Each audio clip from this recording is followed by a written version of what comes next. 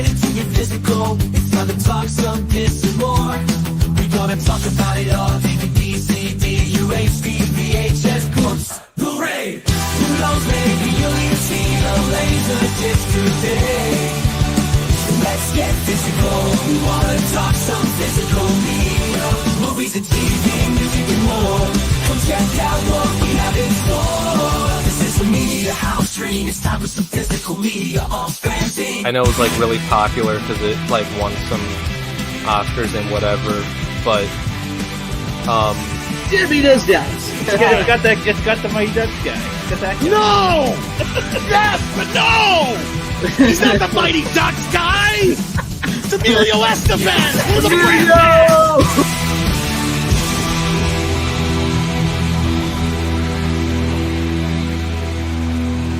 You can never have enough physical media.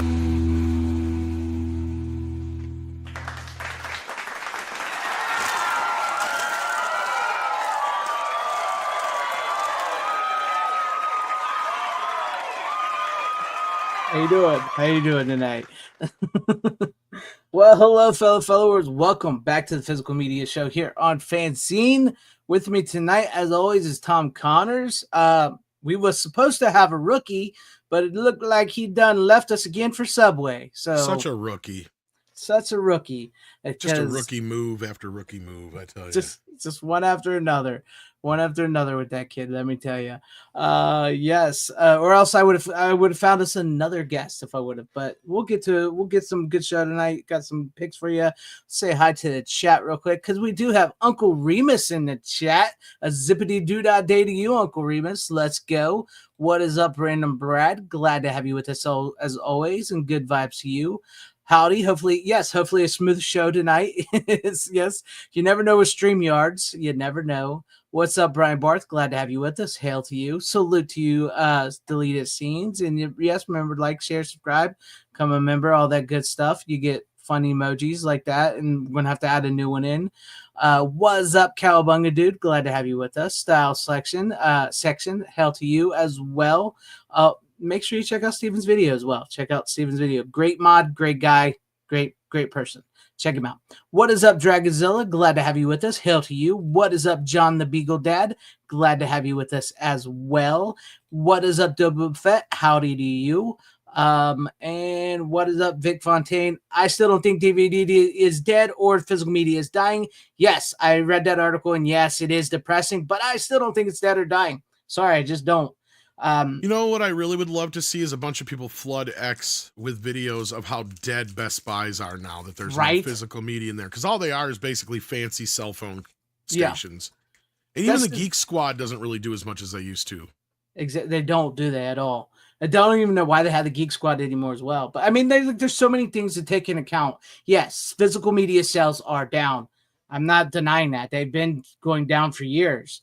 But it's also, how can people buy physical media? Because I see so many people wanting physical media, but how can they buy it when there's no store selling it anymore? So it's not really the death of physical media. It's the death of brick and mortar stores that's affecting everything. Yes, manufacturers are always backed up because they're all outside the U.S. now. Yeah, that too. And I mean, there's tons of layers to this. Like, once again, I know people talked about the vinyl thing. Vinyl was written off all but dead. It came back. CDs were written off all but dead, and we covered that not too long ago. CDs had a big time resurgence last year. They came on huge. So, I mean, is it a patch on digital? No.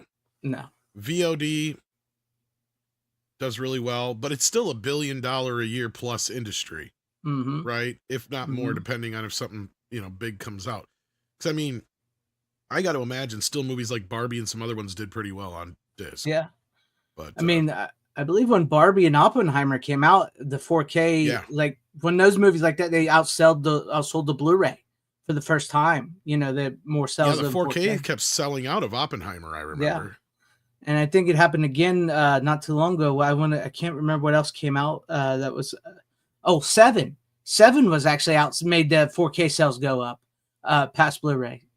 It was like the #1 4K seller. So, well, and then you'll also have a situation where, like in the U.S., you can't get Megalopolis or Scorsese's one with Leo DiCaprio and stuff like that. And there's another one of the Best Picture nominees that wasn't released on disc here in the U.S. or at all, I think, anywhere. So it's like, because it was like an Apple movie or whatever. And Apple refuses to release stuff. Netflix does from time to time, depending on what it is. Amazon's pretty good about it. Some of the other streamers are hit and miss, depending on what it is. But I mean, look, there is people out there who want to buy it. The number one question I think you and I get asked more than anything anymore, the more recent one has been, at least, where do I go to get it? Because if anything, I've noticed people are saying the same thing we are. It's like, well, yeah, its sales are down because you can't buy them anywhere now. Go to your local Walmart. You're lucky if they have an end cap anymore at most of them. Targets don't carry them. Best Buy's been long dead for what, 2 years now? They haven't carried it? About 2 years, yeah. Yeah, basically, unless you got like a Barnes and Noble or a used bookstore or video store or whatever that sells, resells games and movies, or a Goodwill, your options are pretty damn limited. So we got to tell people, yeah, you got to go online. Basically, you're stuck with Amazon. Groove is a good one, though. That's Universal and Warner Brothers Direct, and they usually don't even charge shipping and handling for pre-orders, I've noticed. Even though they normally they would charge if you spend less than, I think, $35 or whatever, but for pre-orders they don't. And there's Diabolic DVD. There's also what's some of the other ones? Orbit. Orbit DVD. Deep Discount's not bad. Deep Discount, yes, Deep Discount. So I mean, that's the thing, is like everything's gone online, and for better or worse, yeah, you got to go right to their direct sites, like, but yeah. So yeah. But I mean, I did personally, like I said, I don't think it's dead or dying. Do I think it's been, what's that Rocky thing? It's not how hard you can get hit, it's about how hard you can get hit, get back up, or whatever. That's what I feel like we're just, that's where we're at right now. I mean, there will be a time in our lifetimes where they stop manufacturing discs. Yeah, I did. Yeah, there will be. Yeah. It's not going to have a new revived life like vinyl did. I guarantee you that. But until streaming and all that kind of stuff catches up with the quality and they actually pay attention to what, the cinephiles want, because I think that's where things are going to change, is the industry itself is going to soon realize that average everyday people don't give a shit anymore about movies. Yeah. The only people who care are us. Yep. That's the sad thing of the world. But, and, also, like, before I finish this and then start saying hello to the chat again, is like a lot of people are also buying from secondhand stores now. Yeah, that's what I was talking about. Goodwills, Goodwill used sales, used stores, and all that business. Because a lot of people sold off their their movies and went streaming. So like a lot of like physical media sales are coming from them, but they don't record those because that's they're second hands. Well, and that's understandable because they are technically that. But the other thing I've run into is people don't have a player. That too. And first of all, most people need to realize, if you have most of this generation game systems since like PS3 and like the last couple Xboxes or whatever, they all play Blu-rays. In fact, the new PS5 and the new Xbox play 4Ks, or Xbox One S or whatever does. So you might already have a player in your house and not even realize it. I notice most people because I've talked to people, like I've even tried gifting them movies and stuff before, and they're like, I'd love to take it, but I don't have a player. It's like, well, do you have a game system? Well, the kids have one, and but I'm like, well, you can use it, but otherwise, you'd be surprised at some of these like Goodwills and stuff where you find players and stuff. So they're still out there in the world. I pick up as many as I can when I find them, just to have on hand. I got like 2 4K Blu-ray players. One is a backup, basically upstairs on another TV. But no, that was a big thing this week. And the other news this week, before we get back to the audience real quick, was the whole of Warner Brothers replacement discs. I don't know if you saw that, where they're replacing discs, but not with the movies that people are sending in usually, because they don't always have them either in print anymore or the rights to them anymore. Yeah, I did. I covered that in my video I just did, because if it's still in print, they'll change it, but most of these aren't in print, especially the older like Golden Age Hollywood movies. So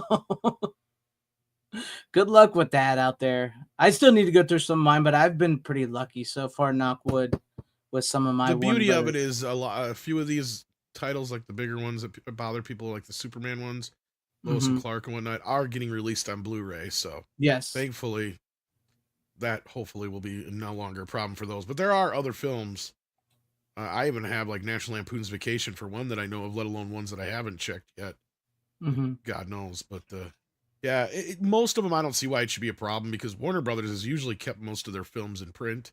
Mm-hmm. So, yeah. Yeah.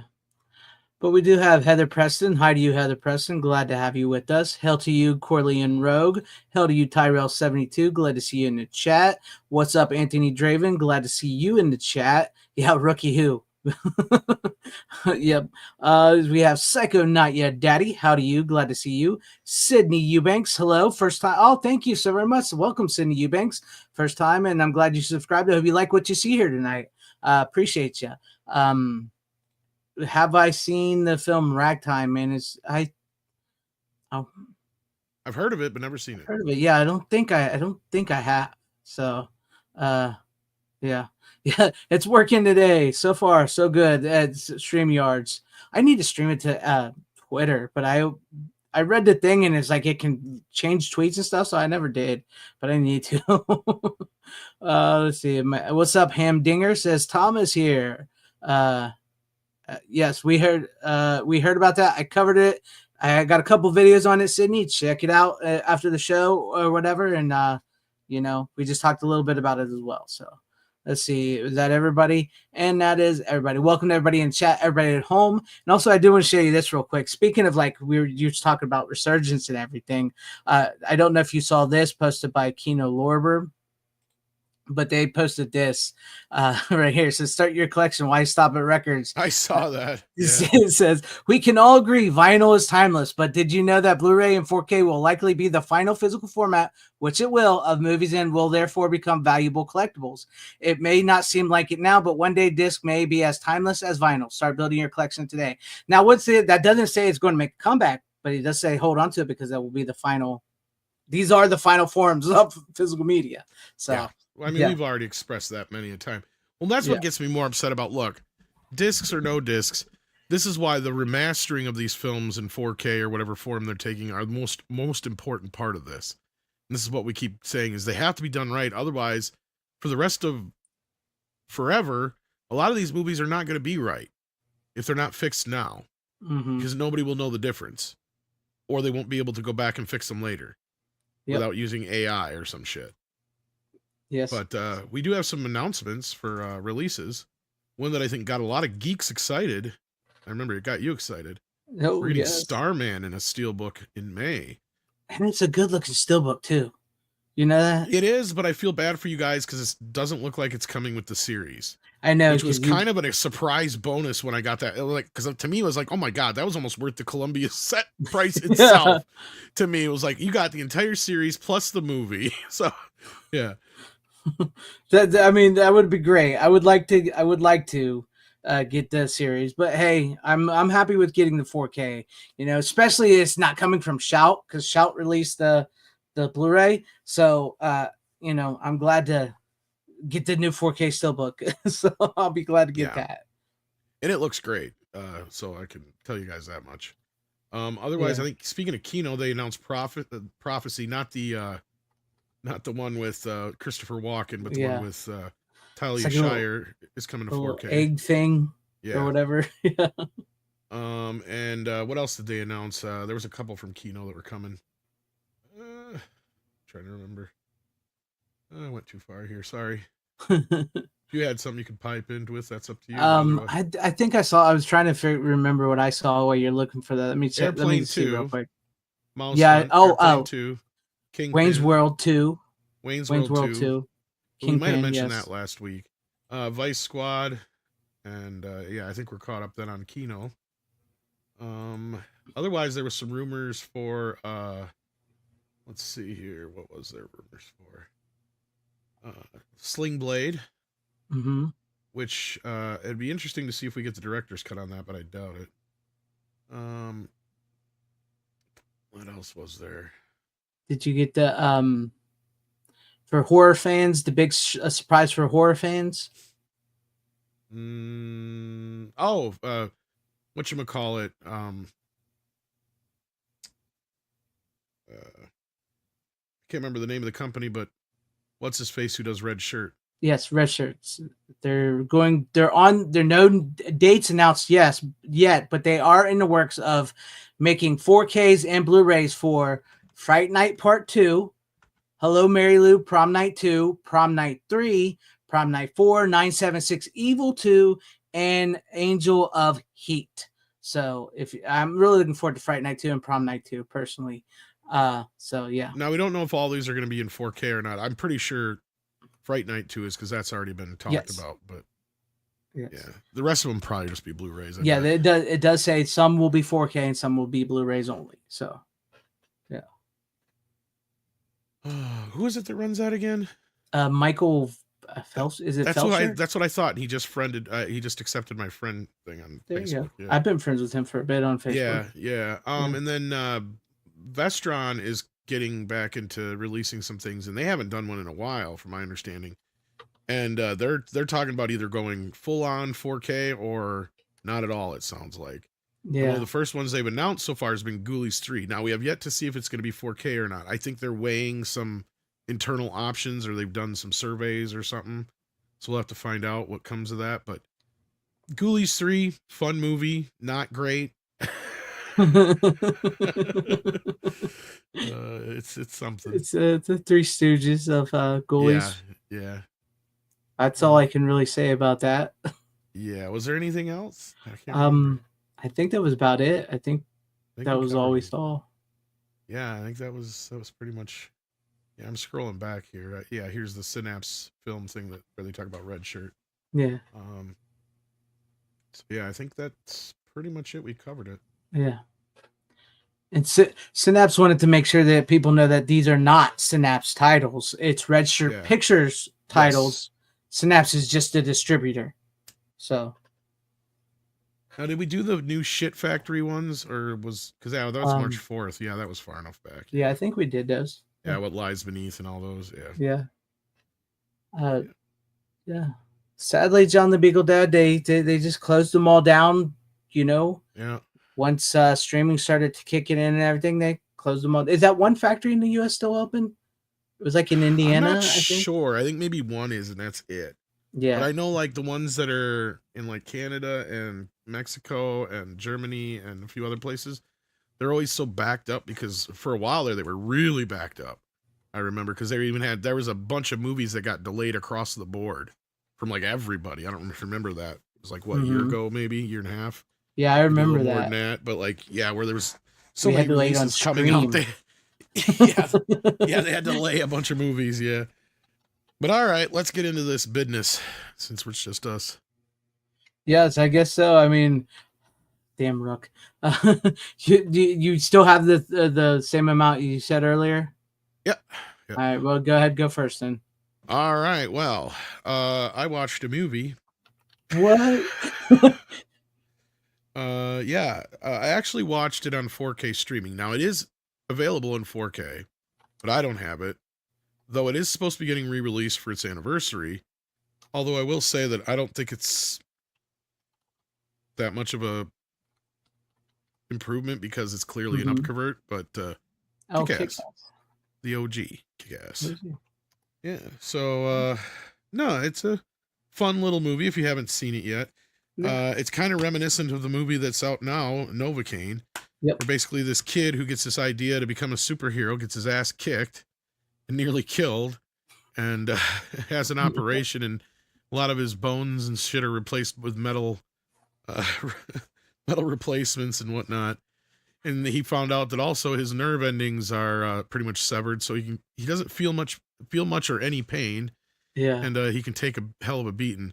While at the same time, within the city, there are actually superheroes working. They just haven't made themselves real well known yet. That, of course, being Big Daddy and his daughter.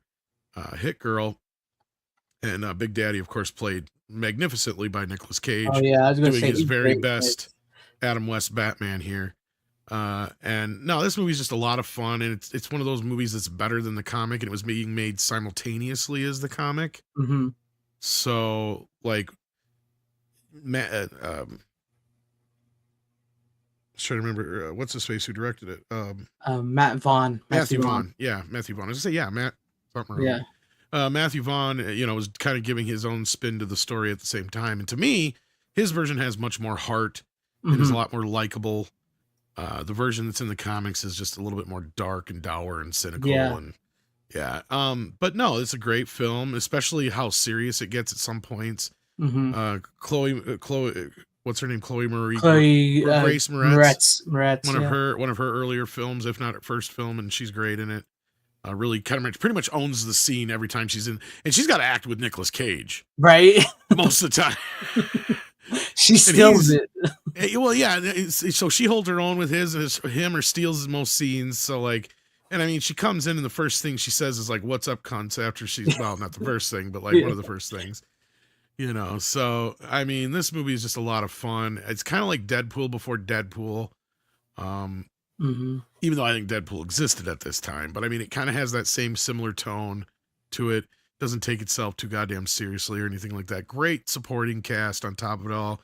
You got what's his face who played was it Mark Strong or whatever, who played McLovin. He plays Red Mist, who turns into motherfucker by the end. But like, I mean, it's fun. If you haven't seen it before, check it out. It's very violent. Keep that in mind, but but it has that. If you like Deadpool, you'll love it.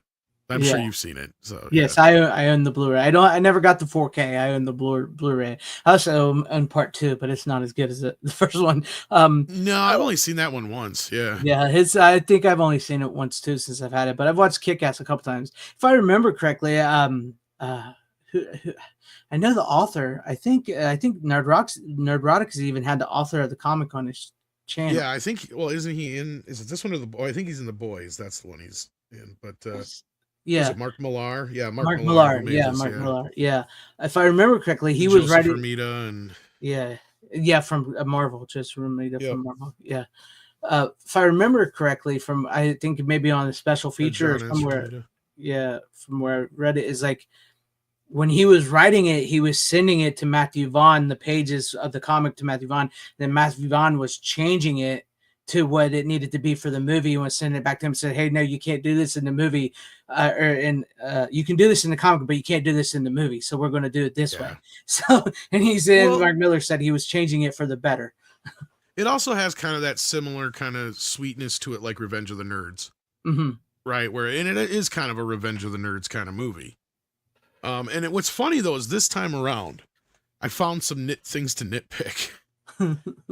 Because I feel like there's a chunk of the movie missing in the second quarter or the fourth quarter of the film, so the third act of the film. Right. Because Red Mist, all of a sudden, and this is going to be kind of spoilery, guys, so if you haven't seen the movie and you're all worried about it, tune out for like 5 minutes and come back.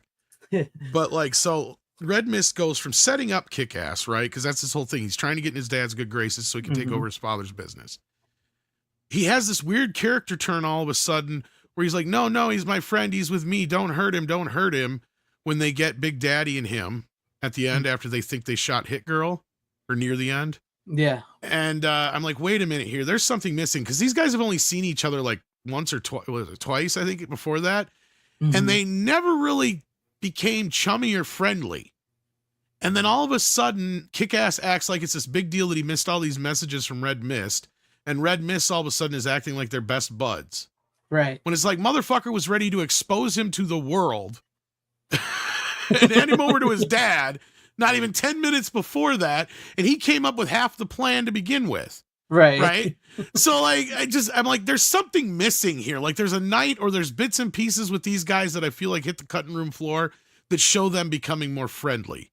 Right. Because then you could finally see Red Mist kind of having a bit of a change of heart. But otherwise, the way it comes in the movie, it completely comes out of left field. And you're like, he didn't give a shit 10 minutes ago. Or not even 10 minutes, like 2 minutes ago, he didn't give a shit. He didn't give a shit. Like, yeah. Corleone Rogue says, I think there was supposed That's to be what it feels like. Yeah, because the first time they're in the car and he's sitting there smoking the joint and Kick-Ass is looking at him like, what the fuck are you doing? Like you needed that moment where Red Mist is like, look, I'm not really like this. I'm just trying to be cool because I thought you were cool and I realized we're both just, similar dudes. And there's also no tag back to them meeting earlier in the movie too, right? Because Kick-Ass is nice enough to go up and he's going to talk to him. So it's almost like they should have to figure out that was them in the early part of the movie, right? like it's missing somewhere. Like, I'm like, that's the only thing that bothered me this time out when I'm watching it, because I'm like, that it just feels weird. Like there's a sudden turn, and it just doesn't feel earned. Otherwise, the rest of the movie's great, and it's brilliant and hilarious, and exactly what I said before. So nothing's changed. It works. The movie's so fast paced, you don't really question it unless you really kind of sit and think about it for 2 seconds, basically. Mm-hmm. Mm-hmm. It is. It's a good movie, though. What was I going to say about it? There's something I was going to say about it, and I lost my train of thought. I'm sorry, I didn't mean to go on so long that you lost. No. You're fine. You're fine. I was going to say something about it. Oh yeah. What's funny about this movie is, just to finish it off, if you're done, is Aaron Taylor Johnson and the one kid that's in the movie. They both played Quicksilver. Yes. Yeah. So one for his buddy. Yeah. Yeah, I can't remember. And the other guy is the better Quicksilver. So, well, I don't know. You liked Age of Ultron, so. I like it. Yeah. I haven't watched it in many years, so I don't know how well it's aged, but. Yeah.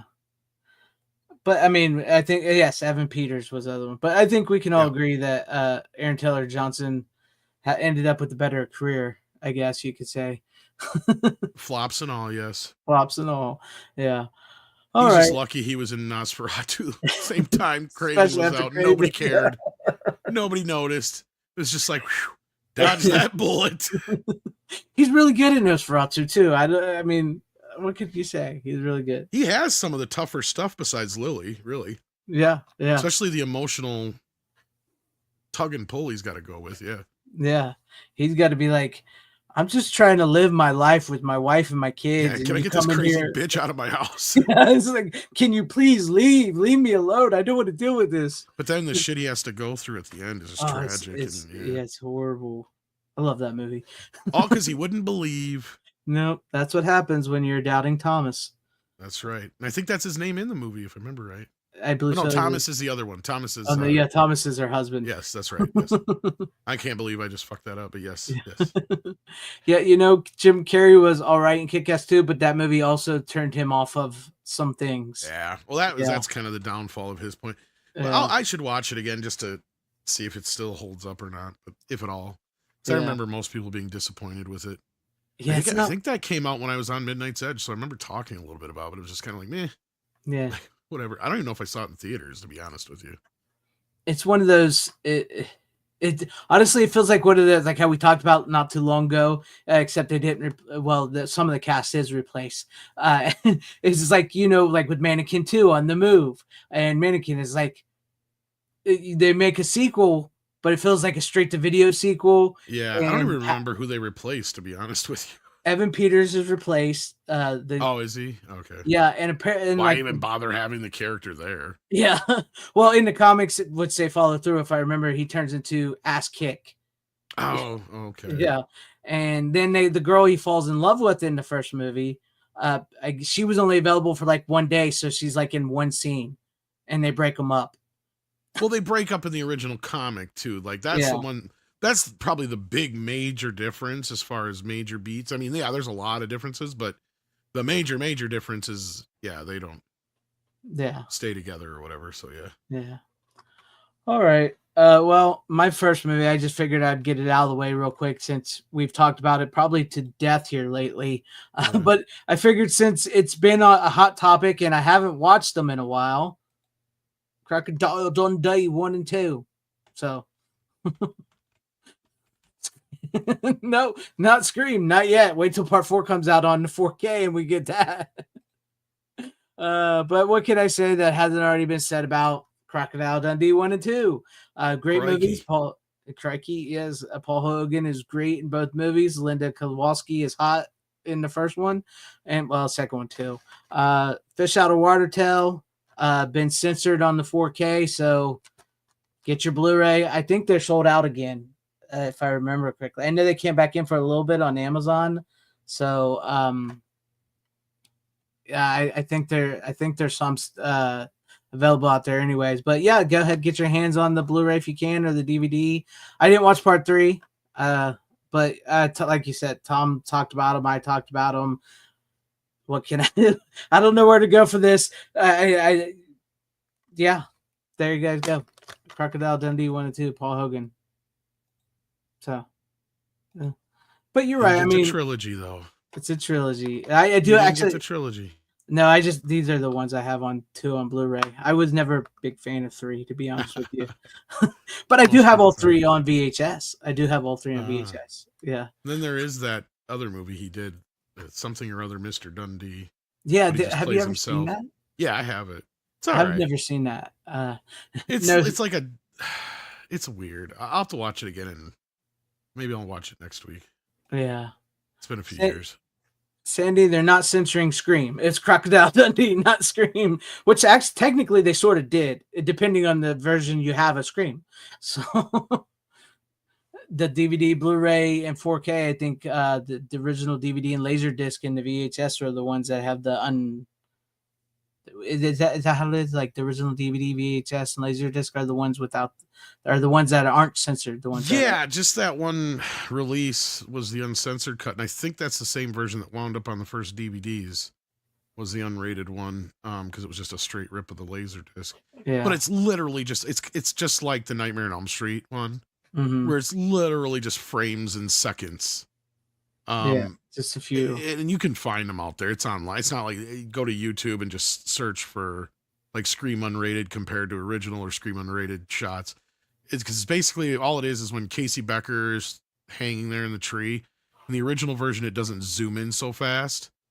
It just zooms in like normal, because what they did was they cut out every other frame, because that was how he got past that one. And then before that, I just forgot. Yeah, before that, also there's the shot of where her Steven or whatever, his boyfriend guts. her boyfriend, his guts spill out. Like in the rated cut, it's close up and you hear it, but in the unrated cut, it's in a wide shot and you actually see his guts like fall out from his stomach. Yeah. And then otherwise, the only other uncut things is like I think one quick shot of what's her face in the garage door, and it's literally just like a fraction of like frames where you see like her skull like get crushed, I think. And then like the rest of it's all during the Billy and Stu scene. And it's only mainly just Billy stabbing Stu like 3 or 4 more times than he gets stabbed in the other version. And and it basically explains why he goes from getting stabbed like once or twice and then being like, I'm getting a little woozy here. Because like in the other version, he stabbed, like he goes to town on him like a little bit more. Like it's like 4 or 5 jabs in his side and shit. And he's like, stop it, man, stop it. And he's like all bloody and shit. He's, ah! You're coming too deep. I think I'm dying. Yeah, I can't remember if all those lines are in both versions but yeah, it's all there, but like it just cuts out like the extra like 3 or 4 jabs is all, I think. Yeah.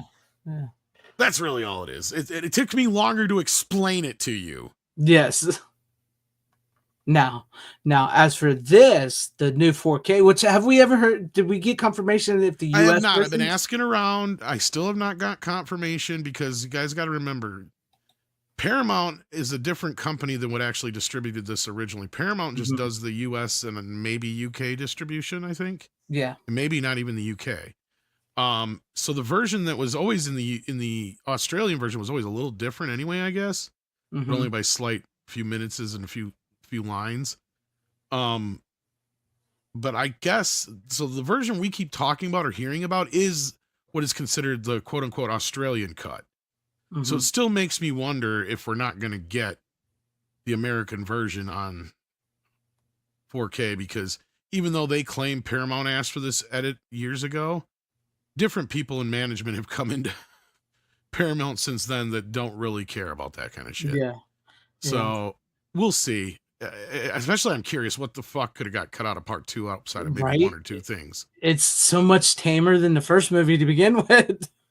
I think there is like one racial slur or something there, but yeah. Yeah. I mean, you know, the to be honest with you, this time around, when I was watching the first one, I totally get where Chris Hemsworth got his performance for Thor, the first Thor movie. It's a ripoff of Crocodile Dundee. Plain and simple. Which is funny because he was in that Super Bowl commercial as his son. Yeah, as his son, but yeah, the which that would have been actually a better sequel. I was so pissed that wasn't a real movie. I seen somebody else just mention it in the chat too. I was like, God, Quality and Rogue, yeah. So mad that wasn't a real movie. There wasn't even was it a Super Bowl commercial, or it ended up being a commercial for Australian, like to for tourism, but it's like, Yeah. I mean, you had Margot Robbie, Chris Hemsworth, Paul Hogan himself. Who else? They had like tons of them. I think wasn't even was he in it? The gladiator guy. What is his name? Russell Crowe. Was Russell Crowe in that one? If I remember, Maybe. Well, that was the whole thing because it was a bunch of Australian actors. Yeah. I mean, but that would have been like an incredible cast for a new Crocodile Dundee movie. Especially do it then now because I don't know if you guys have heard, but like I guess Paul Hogan isn't even in the best of shape anymore. Yeah, I guess he got really sick a little while back here, and yeah, he's barely. I guess he's getting a little better, but yeah, he was barely recognizable for a while there. I guess he had lost some. Like, I guess his body had he had some disease or something or other that his body had completely rejected body fat. So he looked like skeletal for a while. Like, I guess he's looking a lot better now, but yeah. Yeah. And then his wife, Linda Kowalski, left him not long after he got better again. Yeah. Or just before around that time or something. Like, I can't remember when, but yeah, they got a divorce and she's kind of a bitch about it too. It sounds like. Although he said he wasn't the best of husbands, so. Yeah. But like you said, he left his other and she left her other once they met on that movie, and plus she was a lot younger. Yeah, but after 30 fucking years, she goes, you just finally realize you don't have anything in common. It's like, bitch, don't you think you'd realize that in the first 6-7 months? It was her Crocodile Dundee, man. Yeah, she didn't care. She was getting laid, exactly. Laid and paid. That's all that mattered to her. I honestly, from the first one, I know what they're going to cut from what we understand. The second one, I don't know. The first one they're cutting out, I believe, the knife scene. They said the knife scene is gone, and the 2 scenes with the trans actor, and I think a couple other bits were trimmed here and there. I think some of the minor stuff for the indigenous people. Yeah, and I think that's the same problem probably with the second film, I'd imagine. Because there's a lot of indigenous people in that one, so there's probably a few slurs that we don't really know are slurs, but they do. Yeah. But anyhow. I hope for us Americans that we do get the uncensored ones, because not that these scans on the Blu-rays are bad, they're actually pretty decent from Paramount, but they're old. You know, they're old, yes. And so I don't think they're the negative, that's for sure. Yeah. So if we get the versions that we're used to uncensored on 4K, go for it. But if we end up getting the censored encore cut of both of them, then I wouldn't recommend buying them. I just wouldn't. I couldn't do that myself. Well, and it's sad because people forget that even though in 1986 Top Gun, I think, was the #1 film in the U.S., Crocodile Dundee was the #1 film worldwide. Because it made like 100-some million just in the U.S. alone. So it was a big ass movie that year. It was so big that they were making the sequel before the fucker was even out on video. Because there's a trailer for the sequel on the video. It's kind of like Problem Child 2. Yeah. Like, we're going directly into this making a sequel. That. What's up, Brandon? Brad, what happened? Would YouTube not alert you again or something for the show? Let me know in the chat. I've heard YouTube's been a bit wonky the last few days too. Yeah, it's been weird. Everything has. They've been hacking everything. Yeah. But no, I had fun watching them. I think the first one is the better movie. Part 2 is fun. It's a little.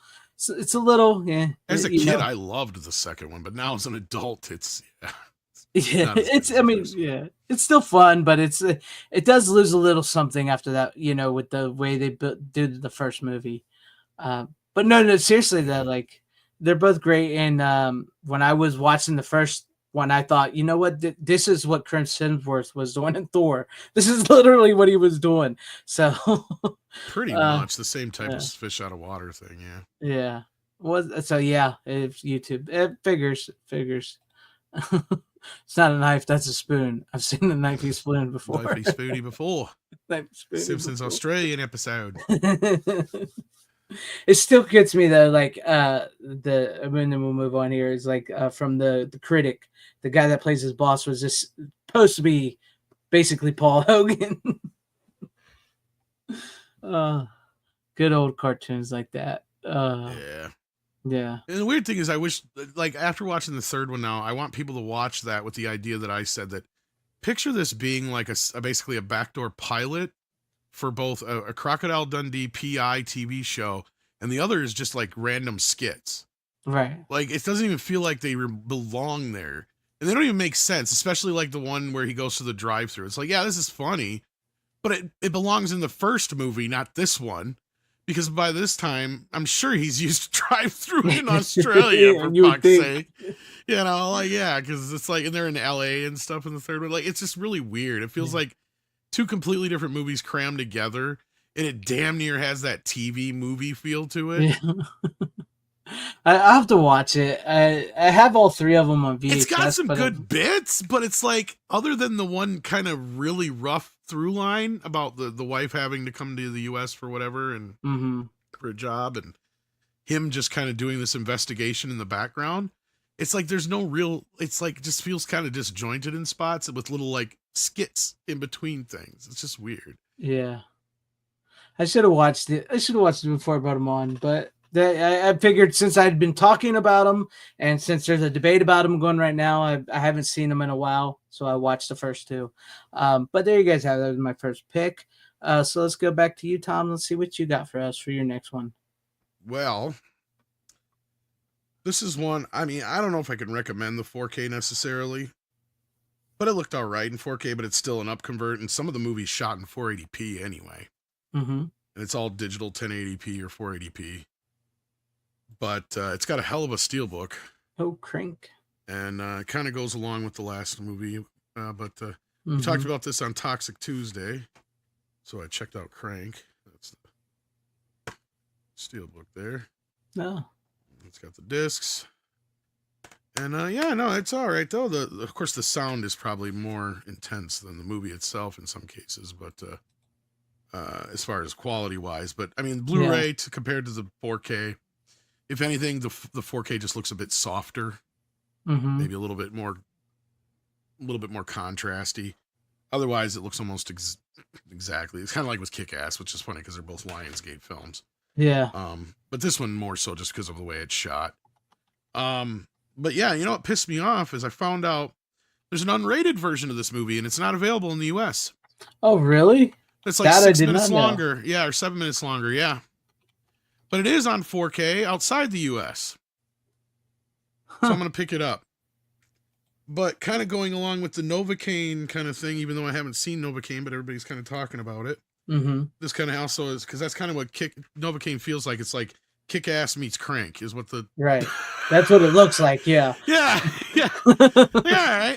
A little bit John Wick or Crank or whatever in there. Yeah. So like Crank and what it's about is basically a video game. But it's about this guy who gets jacked up with this synthetic Chinese virus that inhibits your adrenaline. So to stay alive, because he should be dead after like a matter of minutes, if not an hour at the most, to stay alive, he has to keep his adrenaline flowing. So he goes through all sorts of randomness. It's basically like if Grand Theft Auto finally got to make a movie. This would be it, probably. You just add in this drug element to it, basically. Otherwise, so it's like a mission from Grand Theft Auto, and literally you get to a point where you're driving through a mall and he's shooting at cops, and it's just like he should be dead 10 times over, but he's still alive. And you got a great supporting cast between like Dwight Yoakam and Amy Smart. And, oh yeah, I forgot Dwight Yoakam's in this. Yeah, Dwight Yoakam's great in this as the fucking doctor. He's just. We only take because you got to go to the doctor and you got to get some epinephrine. And I mean it, only take 1/5 of the syringe, okay? You take that whole thing, you'll fucking die. It's like, and he's talking to him on the phone. He's like, you took the whole goddamn thing, didn't you? Yep. Chest burning, yep. It's great. Man, you're so fucked up right now. You couldn't piss if you wanted to. Let me guess, you got a heart on the side. He's like, yep. Speaking of, have you seen that community note on Twitter? No. Oh, yeah. Yes, I know what you're talking about. Yes. Yeah. So the most, okay, so this one, now I vaguely remember the second one, because the second one they fucking... I've never seen the second one. Now the second one's... The second one goes from okay to just completely over the top extreme by the end. Then it completely just goes bonkers and loses you. But in the second one, they actually fuck in a football field. But this one, the problem with it is it comes off a bit rapey at first. Uh-huh. And the part doesn't bother me so much is that she ends up enjoying it, is the fact that she's standing there screaming and hollering, saying no and kicking and hitting him, and nobody steps in. Right. Not one person. And it's like, no, that's not realistic, really, even though this movie isn't realistic in the least. But I mean, yeah, and then by the end of the scene, she's like, yeah, pound me, daddy. But yeah. Yeah. Yeah. But no, it is probably the most necessary sex scene in any film of all time. You're not wrong about that. And then you have the blowjob scene later where she stops. And that's a hell of a joke, too. She's like, not so you go ahead and fall asleep right after. No way. Yeah, just the camaraderie, the tone of this film. It's really, really just a fun romp from beginning to end. And you can't take it too seriously. So, yeah. No, it's just one of them insane. I mean, plus it's Jason Statham, so. You know, and it's fast paced as hell. I mean, they named it's only the movie an hour Crank. and 20 minutes, basically. Yeah. Without the credits, like not even really. I think it's moves. only like an hour and 9 minutes or something like that altogether without the credits. Because the end credits kick in at like 1:10, I think, or something like that. Or no, maybe a little later than that. But anyhow, yeah, I want to see the extended cut. I want to see how much different it is, how much more crazy it is, and all that business. Yeah, the lead singer of Linkin Park, I remember that. Isn't Corey Feldman in the sequel? He might be. I remember he was in one of the. I think the sequel. I don't know, because I've only seen the sequel once, and I fucking hated it so bad. I've never seen it again. So. Yeah, like it's. This movie ends perfectly. They should leave it alone. Yeah. Ignore I mean, if you want to, you can ignore the sequel, because like the end of the movie, it has the same kind of game over bit after the credits. So yeah, it like kind of sets you up with the idea. And if you watch it, see, the thing is, you got to kind of pause the opening scene, the opening credits. If you catch in between, there's like flickering on the screen. It's kind of basically subconsciously there to tell you that this is a video game. Because if you actually pause on it, it's like, you know, a bunch of code and like insert coin here and one up and all that kind of stuff. You know, just like you're starting a game, basically. Yeah. No, it's fun though. It's fun. Yeah, I remember like in the first one, it was a good one. I haven't seen a steelbook before though. I must have missed out on that one. It was a Best Buy exclusive, so I think I've had this now for like 2 years, maybe. Yeah, I mean, it's been out for a while in 4K, but honestly, it didn't really need a 4K. It's a new one. There's no real. I mean, there's nothing visual that was shot in any way or that exists in it. Like, because there's a bunch of shots that are in 480p, and you could tell. Mm-hmm. I mean, they didn't like really do a horrible job with like any AI up convert or anything like that. It's just, it looks all right. It looks a little bit better, maybe a little smoother than the Blu-ray. That's not as much blocking in it or anything like that. Yeah, I'm sorry, Yeah, it was Corey Haim, not Feldman. I'm sorry, I meant Haim because it was right before he died, if I remember correctly. Yeah. No, it's fun. Yeah, I have to rewatch that one. I haven't seen that in a little bit, so I have to rewatch it. Jason Statham's always a good time. So. Yeah, he's barely a character in the movie. He's typically usually not a character at all. He's just himself. Yeah. It's like, I'm Jason Statham and something weird's happened to me. I need my heart to keep going, or I'm just an average guy, but I'm really a secret guy who knows spy stuff, and I'm going to kick ass. So that's Jason Statham. All right, where can I go from that? So I'll go with this one since it's my newest one I got. Not that it has much to do with Crank, but I guess in a way it sort of does. Depends on how you use the word. But I have Cheerleaders Wild Weekend from VD from 1979. It's a cheerleading sex comedy about a group of cheerleaders going away on a it's MVD Rewind. It comes with the poster. Same thing. Okay, but it's about these groups of cheerleaders. There's like 15 of them from different 3 different schools, and they're going on a contest, right? You got the rich preppy cheerleaders, you got the inner city cheerleaders, and you have like the normal average like cheerleader girl. You know, that's just the way they're separated. And it just so happens that they get kidnapped. These guys kidnap them and take them back to this cabin in the woods, and they're going to ransom them for $1 million, $2 million. and that's where the fun begins. And so there's lots of nudity and lots of it's very 70s. It's a fun movie. I had a fun time watching it. Kristen DeBell is the main star here, along with Jason Williams. Kristen DeBell's from I want to say Meatballs with what's his name, Bill Murray. I think she's in Meatballs. Yeah, but anyways, it's like, yeah, so these girls have got to use their feminine wiles to sort of distract the kidnappers and stay alive and stuff. It does feel like maybe there was some editing done to this movie to make it more lighthearted, because there's certain scenes that maybe looks like they were cut to, to make it so it doesn't seem as what do I say, as like dark, to keep it sort of lighthearted and airy and stuff, like, and to keep it in the vein of like a sort of sex comedy from the 70s. And but like, so like the guys that kidnap them are former football players who had lost their football careers, and so they're trying, the lead guy who was the quarterback, he wants to make the money. And so like he ends up falling with one of the girls. He hits it off with one of the girls and everything, and it's a fun movie. I had a fun time watching it. It's got the the blips and the lines and the stuff on the movie, so it's cleaned up as best they could get it.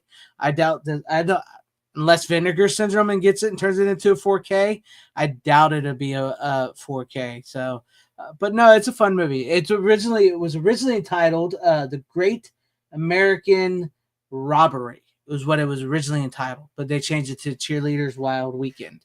So yeah, if you're looking for a fun time, like a cheesy 70s exploitation comedy where a bunch of cheerleaders pop their tops and get kidnapped, you can't go wrong with this movie. I did, like you said, it's not like Crank, it's not like an action movie, but I figured it sort of connects in a little bit of a way that lots of jiggly bits. And are the sex scenes in it? There's no sex scenes. Oh, well, what the hell? There's lots of girls just taking their tops off and walking around topless. All right.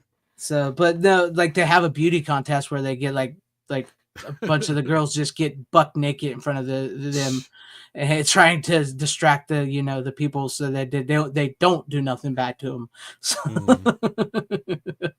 yeah, but no, there's like one scene where the main guy has a sex with the one girl that he has like a thing for, but it doesn't show it, But other than that, but like what really gets me is that, and I would bet that it's much more grapey, because there's one scene where this girl's trying to break away, and like the one guy takes her to a bedroom, and then it cuts, and she's laying there, and she jumps out the window, and her top's off, and she puts it back on. So something tells me they cut something out there. Like I said, you can tell they maybe trimmed it up a little bit to make this movie a little more lighthearted and not to be serious. Because I think maybe that would have dragged down honestly, if that would have happened in the movie, I think it would have dragged the movie down. You probably would have had to turn the movie off. You know what I mean? Because you get to the point in the movie where you're cheering for these cheerleaders, and they're fun and everything, and you don't really want to see it you don't want to see it go in that vein of the movie because it's a 70s movie, but you don't need to go that far. So, but anyways, that's the movie for you guys. It's that just came out from MVD. If you have never seen it, I'd say go ahead, pick it up. Cheerleaders Wild Weekend. It was pretty fun. I had a fun time with it. I'd never seen it before, so it says it'll grab you by the pom poms. And I think this was one of the cheaper MVD new ones that just came out. Like some of these, it depends on the rewinds, which title it is, because like some of them are more name brand than others. But there you have it. Yes, a true triumph. John Campea. I don't even think John Campea would be brave enough to watch this. He's one of my favorite comments I ever got was I was listening to John Campea and I got really annoyed at him, so I turned him off and came and watched your video, and I really much prefer you. So that was one of my favorite comments I ever got in one of my videos. So, but there you guys have it. Cheerleader Wild Weekend. Yes, Corleone Rogue, Kristen Bell, I believe it was in Alice in Wonderland. I've never seen that, but that does say that on the back of this case here. So, to you, Tom, to you if you're ready. All right, my final film. This is one I had to import because Disney owns it, Oh or at boy. least the distribution rights to it in the U.S. And I don't think they've done jack squat with it. I don't even think it's been a bit. Maybe it's gotten a DVD. I think it had to have gotten a DVD because it came out in '99. Mm-hmm. But I don't know if it ever had a Blu-ray. Like I don't ever remember even it getting like a Disney Movie Club Blu-ray. But the funny thing about it is, it was shot, and I didn't even realize this because I knew what the movie was about and I knew the story took place in my home state. Mm-hmm. But they actually shot the film here that takes place here, pieces that do, and it's literally miles away from where I live. Like I've passed the two places that they film at so many times. And when I was watching this the other night, I'm like, holy shit. At first I'm like, no I knew way. that place. They didn't actually film there. They just made it look, and I looked it up and sure as shit they did. And I'll get into it a little bit more because you guys already may know what I'm talking about because it's one of David Lynch's most accessible films. Oh, the straight story. His most normal film, and it is pretty straight, The Straight Story. It's a true story about Alvin Straight, 73-year-old man who decides to drive from Iowa to Mount Zion, Wisconsin, where his brother lives because his brother just had a stroke and they hadn't seen each other for many years.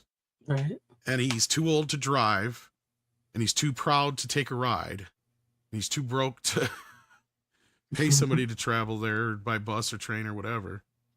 And there ain't really any trains around here anyhow. And they even kind of address how him taking a bus would be almost impossible still to get to Mount Zion. And it would be. If you knew the area around here, there's no fucking... He'd still have to find a way out here.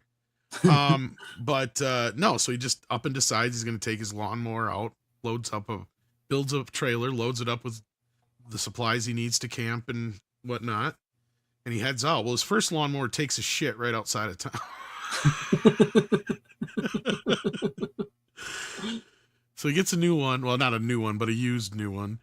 John Deere. And he makes his way almost 300 miles, like 260 some miles, across the country from Iowa to Wisconsin. And he crosses the big ass bridge over the Prairie du Chien where the Mississippi comes through. Mm-hmm.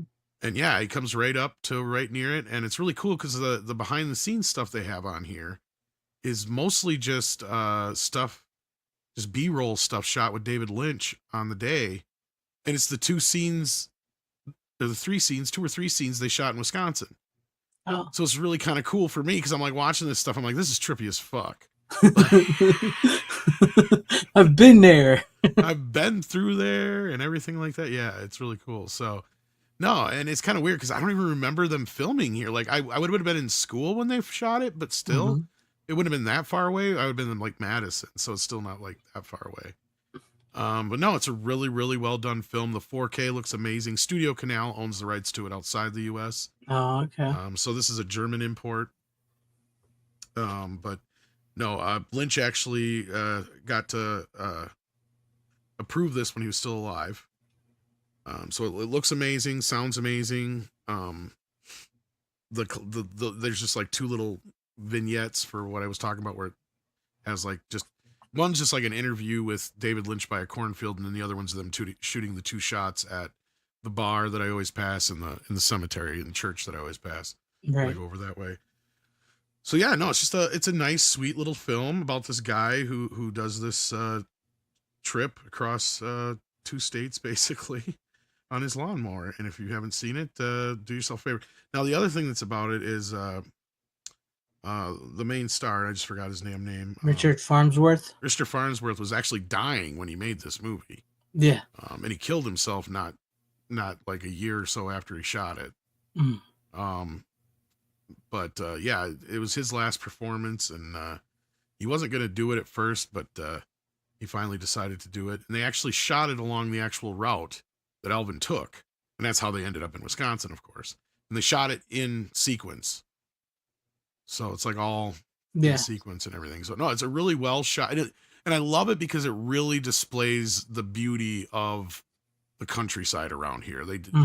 Lynch did a beautiful job. And there's just so many scenes where it's just, and it is, it's like, okay, I get it. It's a very slow moving movie. It's not going to be for everybody. Right.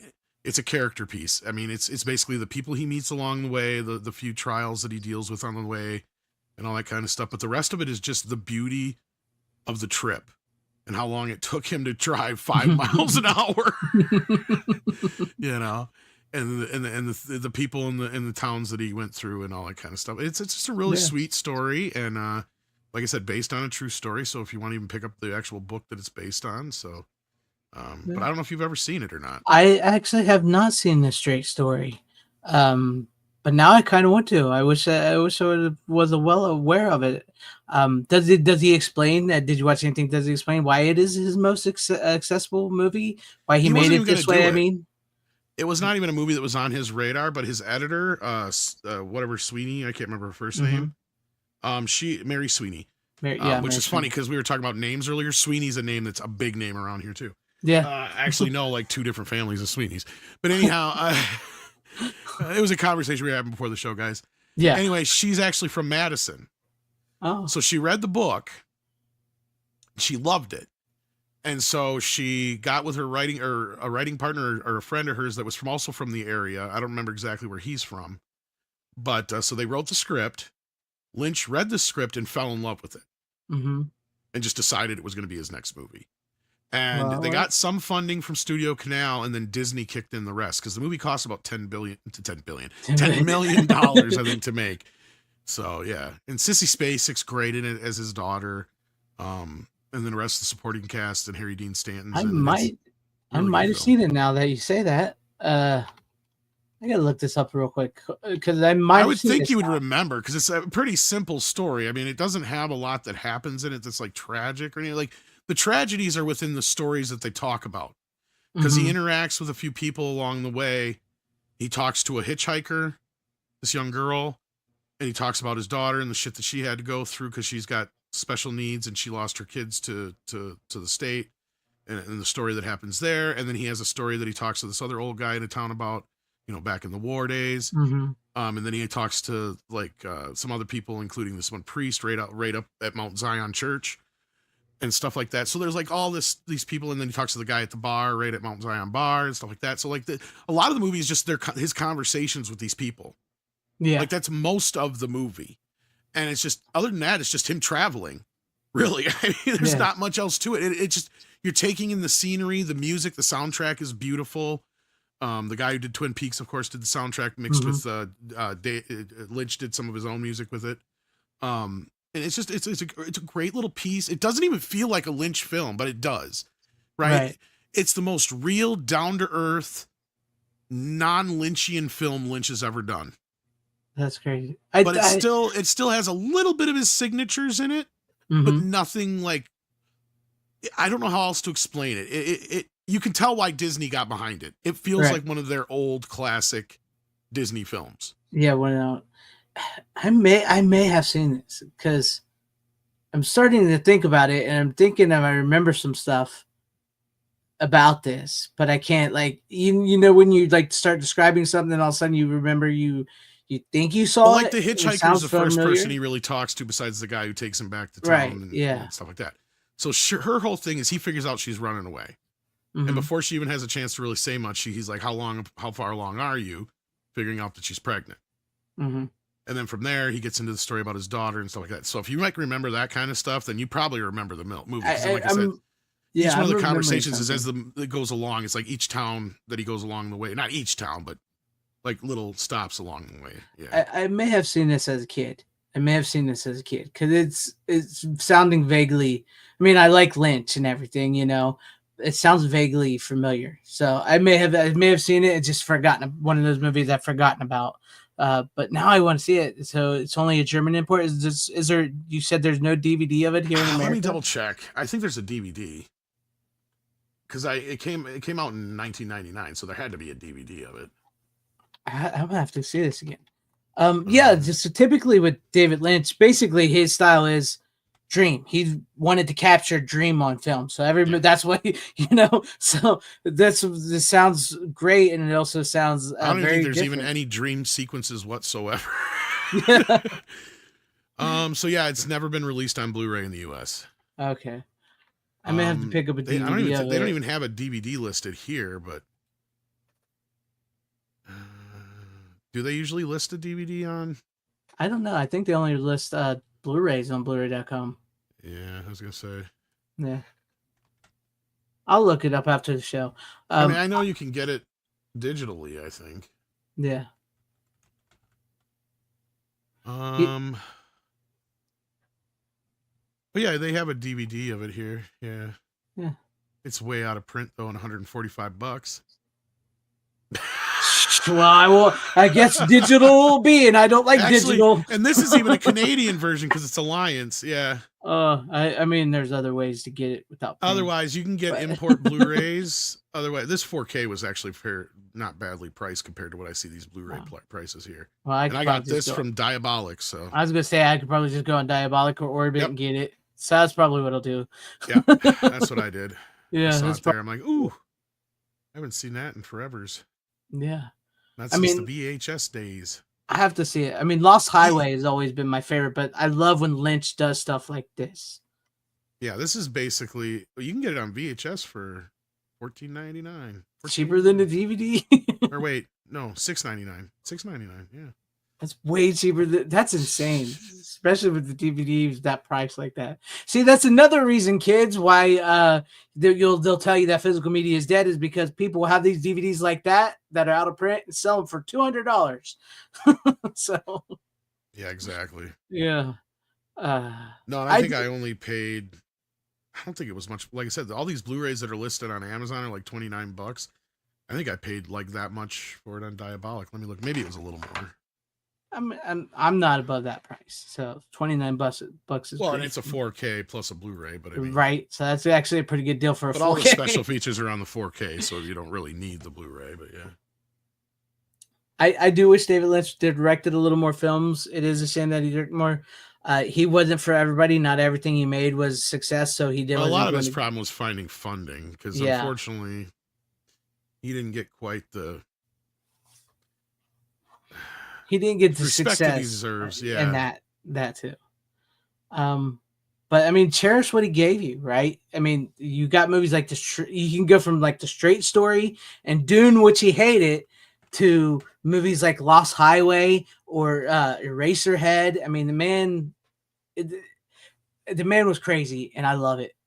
It's out of stock right now, but yeah, it's only $33.99 for the one I got on Diabolic. So. That's not bad. That's actually not bad. No, that's not bad at all. Yeah, I mean, you throw in a couple. I can't guarantee it's going to get a U.S. release anytime soon either. So yeah, especially with Disney being part of it.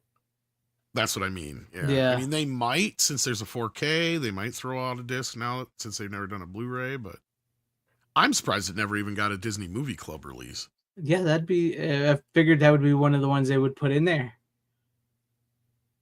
Yeah, being a David Lynch film. I mean, it didn't do horrible at the box office for what it is. It did like, I think, $11-12 million, but I'm sure it made some money on DVD. Yeah, and they said that Richard Farnsworth was nominated for an Academy Award, so. Yeah, he was. Yeah. I don't remember if the movie was or not, but. No, just him, they said. I was going to say, I think just him. Yeah. Which is sad because it was a really, really good movie. This could be. 99 was a really good year for movies, though. Yeah. That could be a possibility, Criterion, because they do love Lynch and they do have deal with Disney. Maybe that's now that you mention that, that's plausible. I could see that. I don't know how it would work with Studio Canal though, because I know they can have a deal with Disney. So well, US it doesn't matter. I mean, it would just be a US only title, probably. Yeah. Yeah. You got me interested in seeing this again because it's. Something about it sounds vague, very vaguely familiar. It's very slow moving. Like I said, you got to keep that in mind. It has like a Western-y kind of, it's not quite a Western, but like that kind of a tone to it. But like, it feels like those old school Disney movies you would see on a Sunday afternoon. That stuff don't bother me. So. It'd be right next to like Man from Snowy River or something like that. You know, yeah. I'm not against like slow moving movies or a slow burn movie. Cause sometimes I'm Definitely in a one mood you for can watch those. with the folks for sure. Yes, yes. So I'm into the movies like that. I can handle those. I know some people can't, but it don't bother me. Plus, Yeah, I like I like said, Lynch. the So scenery just pops too. I mean, it looks great. I yeah. mean, it's one of those movies where, like you said, it doesn't even have to be that fast moving just because how beautiful it looks. If you got a nice setup, you'll just enjoy watching it for almost like a painting, a moving Right. painting, like how good it looks. Yeah. We'll see next Tuesday. I doubt it's going to be here, but next Tuesday it says on my Amazon that I should get Twin Peaks, the TV series. It says arriving Tuesday. Sure, we'll see about that Amazon. I'm gonna wait till it goes on sale again at some point. At this rate, I'm like, fuck I it. decided I got it. I still have it pre-ordered for what I pre-ordered it. I'm waiting to see if they That, or actually if send it to Diabolic me. actually gets the 4K in again of Firewalk with Me, I might just say to hell with it, gets the Firewalk with Me, and then see if I can't find a used version of the old box set. Yeah, that'd be their best bet. That's the only thing that's missing from that one is Yeah. the movie. So, and I know not that it's 4K, but the set you got has it in there, but I think it's from that 4K scan. It's just not for some it's reason. not 4K. I don't know why, because they have the first and last episodes in 4K. Yeah, I don't know why they didn't just put the movie in 4K Yeah. as well. Warner's being dipshits, but they could have charged an extra $10-15 for the set if they did that. Yeah, I guarantee it. But the Criterion of Firewalk with Me is back in print, or not back in print. That back might be why they can't on Amazon. So yeah, that might be why they can't. There might be some deal with them distribution wise. Who knows? Maybe they're going to release it in 4K before long here in the U.S. Probably, because they seem to have. You guys are right. I didn't even think of that. They seem to have the market cornered on Lynch's 4K. Mm-hmm. They have them all. Have they done Elephant Man yet? I know I have that in digital on 4K. Did they do? I think they have been Elephant scanned, Man. but I don't know if it's. Did they do it in a 4K I don't think they did a release? 4K, but they do have. I think they have the Blu-ray of Elephant Man on Criterion. Yeah, God damn it, Criterion, get on this shit. Like, you guys used to be great. I They think have gotten so lackluster. They did, yeah. I think the only 4K Lynch films they have are Mulholland Drives, Lost Drive-In, or not Lost Drive-In, Lost Highway, maybe Inland Empire. I think that's about it. None of the ones I really care so much about. I want Elephant Man and Eraserhead. Eraserhead. Yeah. Well, I like Lost Highway. That's my Although favorite, I think Eraserhead was 16 mil, but still, who cares? Yeah. Yeah. I could be wrong. It might be 35. I mean, in Mulholland, regardless of how you feel about Mulholland Drive. I've never seen Mulholland Drive, so I can't speak to that one yet. It's got a great this is a girl on girl scene. I've heard that one's pretty good. That's one I might get. Like, see, that's the thing with Criterion. I wait till they go on sale anymore because I've gotten so fucking screwed so many times. I just got screwed again with the Pat Garrett one I just did not too long ago. Mm-hmm. Yeah, that one went on sale for like $15-20 cheaper than what I paid for it. I'm like, fuck, I'm not doing it anymore. I'm not pre-ordering anything from Criterion unless it's a must fucking have. Yeah, that's why went to the wayside with Seven Samurai. So yeah. So I've been waiting for them to have a sale so I could pick up a few, like Mulholland Drive on 4K and a few other, and Blue Velvet. They have Blue Velvet on 4K, I think. And I'm getting the same way with Shout too. Yeah. So like I've been waiting until a lot of them go on sale, even if they're still a few bucks cheaper. It's like I'm not. Yeah, I've been waiting. But it looks like Double Fest says Elephant Man got a 4K release in the UK. I was gonna say I thought it did through was it BBC Films? I think it was. I thought about getting it. I think maybe I should just say fuck it and get it. You never know when Criterion's going to do it. I can't afford it right now, but yeah. Yeah. Well, I don't want to. I do have it digitally, so I've been wanting to watch it, but yeah. We'll see, Steven, because first it was supposed to be here the 27th of February. Then they said March 18th, which is this coming Tuesday. But I don't have hopes for it showing up this coming Tuesday. I have a feeling it's going to say, we'll email you when we have it in stock. They clearly oversold their stock, or the studio decided to hold off on sending anything out until they had enough stock to fulfill the orders. One or the other is what I think happened. Because I don't know too many people who got it outside of reviewers. Although I have seen it pop up on Diabolic from time to time, so it must be out there. So yeah, We'll see though. But I do actually. I want to look up the Straight Story now, so I'm gonna have to put that to the cart and get that. Sounds like a fun movie. Yeah, Well, it's all, a they don't good have it movie, I right should now say. at Diabolic, but they might have it at one of the other places. Yeah, yeah. A good movie. I always use the word fun, even when it's like a dark or depressing movie sometimes, because I enjoy watching movies. Well, it's not that dark either. I mean, it has some serious scenes in it, but overall, I mean, the entire whole point of the film is kind of uplifting and sweet natured, to Yeah, where it's yeah. like, that's what I said. It doesn't even feel like a Lynch movie. You're like waiting for any moment for like aliens to show up or some shit, because it's just like, no, this is too normal for him. Yeah. What's going on? This was his normal phase. So It just really, if it wasn't for the fact that he just picked it to do it just because he fell in love with the script, you'd be like, dude's doing it for a paycheck. right. It's like, what the fuck are you doing? This is the least Lynch film you ever made, man. Dude, what's funny is like, yes, I know we love Lynch's quirky. People love his quirky style and everything, Yeah. but something tells me he had it in him to make movies like this, because I was watching him talk about It's a Wonderful Life. I was watching him talk about It's a Wonderful Life, and he was like tearing up talking about the scene where he's coming back home and everything. I think that's what it was. So it's like I guarantee you, Lynch, you had it. It's a Wonderful Life in you that you could have made. And That's he kind just, of what this is in a way. I mean, I get what right? you're saying. Exactly. Yeah. Okay. Yeah. I think he had it in him. I just think he had a passion for those weird movies. What can we say? So, yeah. No, and I mean, this to me feels almost like when, the quirky musician who you get to the point where you're like, can he really actually play music, or is this all just an accident? And he's just banging on the fucking drums and keyboard and making noises that sound good. Yeah. Where they actually make like a good ballad or cover song to like prove to you they can actually play music. This isn't a fluke. Yeah. That's what this feels like. Yeah. It's like, okay, you think I'm just a fluke? All right, hand me that guitar.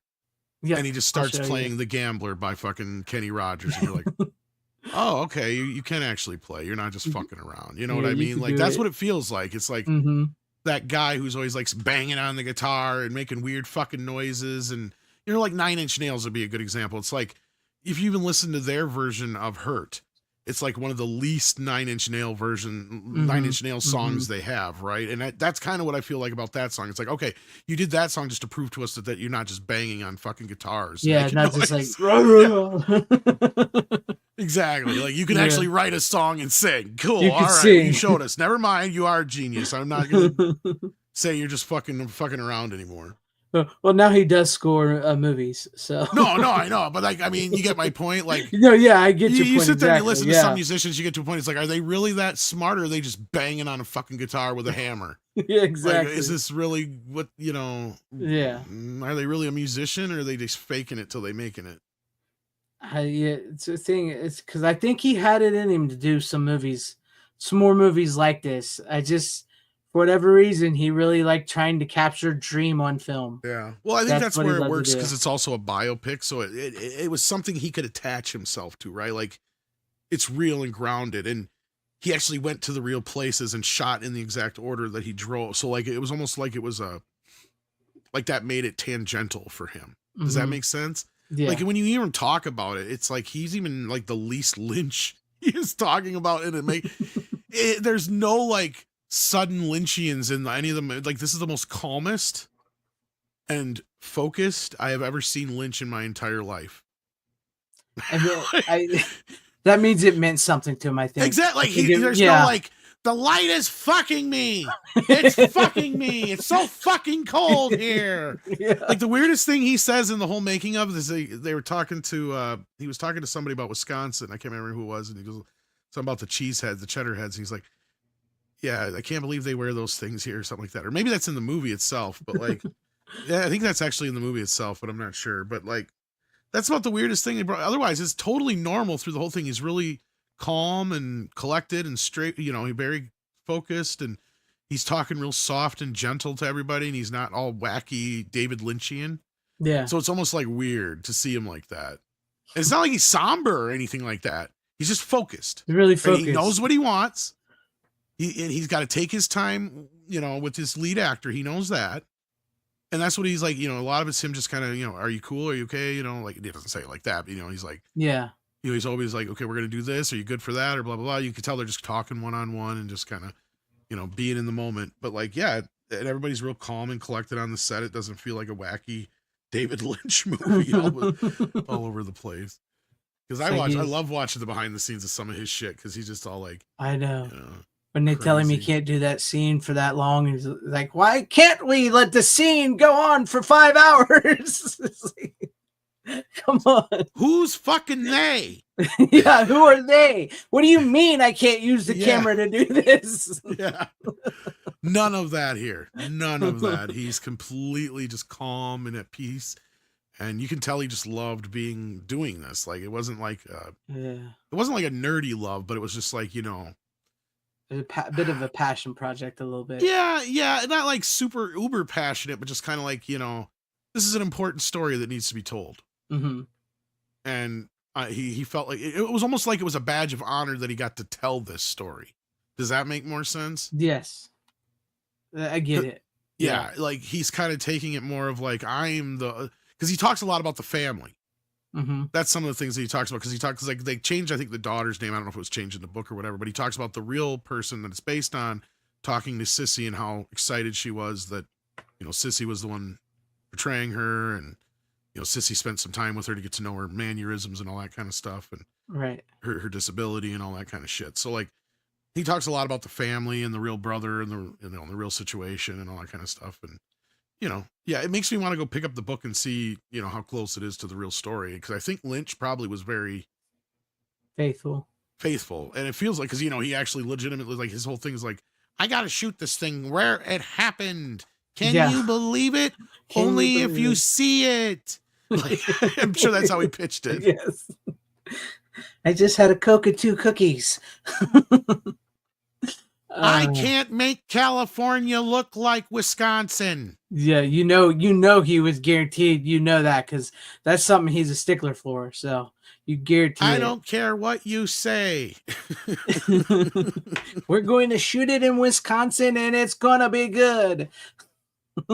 You show me one spot where I can shoot where there's not a fucking palm tree.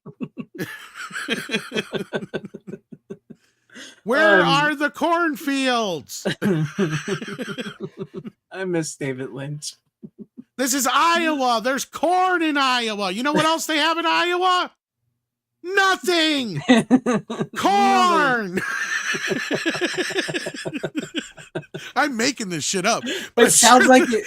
This is the argument I'm sure he made with somebody like, David, we could shoot this in California for a third of the. Fuck you. Then you make the fucking movie without David Lynch. Exactly. I can picture it now. That's what happened. I want to smell the cow shit on film. Oh, that's great. That's great. We can't fake the Mississippi. Nope. I'm not using none of that CGI bullshit. CG what? The computer. Sounds like something you get at the optometrist. Oh shit. Why? Because of the shit I just did. Brian. Exactly. I mean, he was respected by like people like Spielberg and stuff. He was a fucking wackadoo. That's why. I mean, he was an artist. Artists definitely are weird to begin with. So but like we said, that's like was his whole, like you even mentioned, like that sounds more like his artistry, like you said, like looking at a painting, because that was what he was trying to accomplish with a lot of his movies, is capture a painting of a dream in a movie. Well, like I said, since his script was real and it is reality, everything feels that much more real. Exactly. Because it's Lynch doing it that way. And just like you could tell he shot it all at the real places. He didn't bother building any fucking sets. It's not shot on some, Hollywood soundstage somewhere. Mm-hmm. Clearly, it might even be the fucking house that Elvin lived in, for all I know. You never know. I mean, because he was dead by the time they made the movie, but I mean, it looks like Iowa. I know they started in Iowa. He's literally rolling down the same exact street that the real Alvin rolled down. And I see him rolling in across the bridge, and it's like, I've been in some of these places before, and I've looked up the route that he took. I'm like, yep, I can see where he come over. All right, I know pretty much exactly where he came, and you could get away with it probably. Ain't nobody gonna bother. The worst you might get is shot at, but I doubt it. Right. Because most people just come down and see who the fuck you were, and then they talk to you for 10 minutes and leave you alone, probably. Mm-hmm. Once they saw it was just some old coot with a fucking lawnmower, and they get the story, they're like, you know what? That story's worth it. You can stay the night. Yeah, you're good. What most people would have said. You want a beer? You sure you don't want to stay in the house? We got a spare room. I mean, that's probably what... You see a little old guy like that, they're not going to worry. Right? Like, that's in most cases. So, I mean... I guess he might have been a little bit more of a drinker than what the movie portrays, because the movie portrays him as like he quit drinking the last time he drank. I think was supposedly when his brother and him had an argument, and then he finally has a beer just before he goes see his brother. But in real life, I guess that they said that he was always the first guy to offer everybody a shot and something to eat when they'd come up to him when he was on the road, because it took him. It was 3 weeks almost or something like that. It was close to a month, I think. Wow. Can't remember the exact amount of days, but it was like 20 some days. I think it took him to get there, but yeah. And then he got a ride back from his nephew. So he didn't have to do it on the way back. Didn't have to go back the same way. No, but yeah, he just loaded himself up with like hot dogs and beef jerky and, canned shit that he could, make road last food for a few weeks, road food, and loaded it all up on this fucking wagon and just headed out of town. Slow as shit. Oh, that's great. I gotta see this one now. I do. I gotta see this one now. I'm gonna have to go searching through. And you'd think this would be abnormal, but no, people do this shit around here. I've seen so many people drive down to bars on their lawnmowers and shit all the time. Dude, there's people, same here where I live. People riding their lawnmowers all the time across the road, waving at you, just going on down the road. So it's just like something of a small town, like we were talking about earlier. It's a small town. There's stuff like that happens. Small town America, man. Yep. Yeah. And this movie captures that very well. They did a great job. And he, of course, Lynch, used a lot of people that are just from the area too, I guess. Mm-hmm. Now I want to go up to that bar and see if there's anything in the bar to commemorate. I'm trying to remember if I've ever been in there or not. I think I had to have been at some point, maybe, and just not. Maybe not. I don't know. You have to go up there and look around. Yeah, I'll have to go up there and see now. Because it's funny, because I almost wonder, because I'm like, I wanted to go inspect the church and cemetery again, because I think we might have started shooting a bit of our independent film up there one time. If I'm not mistaken. Was that church or another church I'm trying to think of? That's the problem. You got so many areas around here that look alike. Yeah. Yeah. So. I know what that's like. All right. Well, I guess. Oh yeah, this is very similar to probably a lot of the area you're used to I guarantee it. Up in. Yeah. It sounds like we're like in the same spot sometimes when you talk about where you live and where I live, even though it's completely different, way different places. So. Yeah, you're just a little what? Are you west? Yeah, you're west. Yeah, right? west. Yep. Or no, I'm east. Wait, yeah. I'm east. Yeah. I don't live on the West Coast. I'm on the East Coast, bro. Yeah, that's right. You're the other way. Yep. Okay. I get flipped around. Don't ask. Yeah. Me. No, don't worry. Left, right, or especially time shit. Don't even get me going on that. All right. Well, I guess we'll go into my final pick of the night. Oh, that's right. You still had one. I forgot. Yeah. It probably will be a long conversation, but we'll go over it. I felt like watching this. I got Romancing the Stone. Oh. The first one. I don't know why that always shows blurry. It's weird. Anyways. Yeah, there's a way you can fix that, but I got go into your camera's settings if you have it on your computer. Yeah, I'm gonna have to do that. Turn off the autofocus or whatever, but otherwise, yeah, I'm gonna have to figure that out. You gotta use OBS or whatever. Yeah. Oh, but I did watch Romancing Stone. I didn't watch the second one, Jewel of the Nile, but I did like the first one. You don't get movies like this much anymore, we Disney's just don't. Disney's Romancing the Stone now. Thank you very much. Oh, yes, it is Disney. That's right. Good luck trying to find these for a decent price now. So the Fox Blu-rays. Good luck with that. You won't find it for that too decent of a price. No, it's a fun movie. I mean, Kathleen Turner and Michael Douglas. It's a bit of Indiana Jones. It's a bit like a because she is a romantic author, like those old romance books from the 80s that it seems like every mother around here was reading at times.